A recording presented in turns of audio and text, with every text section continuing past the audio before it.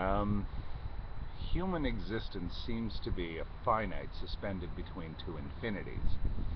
There seems to be a finite period that we exist, but an infinite period on either side of our existence in which we don't exist. Now, here's a little thought experiment. I admit it's an imperfect one, and I can think of a few ways to object to it. But here goes. It's just an interesting little bit of fun.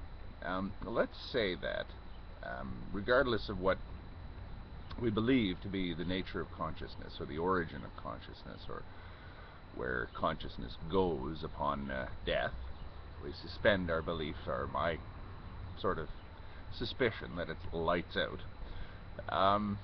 Let's just say that there's a time afterwards, sort of a debriefing for life, where we get to evaluate our lives and life itself. There's a period where we get to sort of compare notes. What was your life like? What was my life like? What were any of these things like? What value does this thing we just lived called life actually have?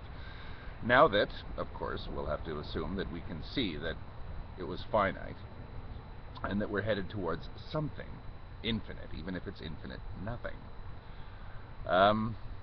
What do you suppose, now that we have conclusive evidence that whatever we did is now undone, whatever happened to us has now been sort of abolished, and whatever we attempted to accomplish in our life, we're now beyond any capacity to accomplish. We're beyond any ability to do anything, beyond the reach of anything that life can either throw at us or that we can attempt to do with it. What value would we put on that that thing we just lived called life?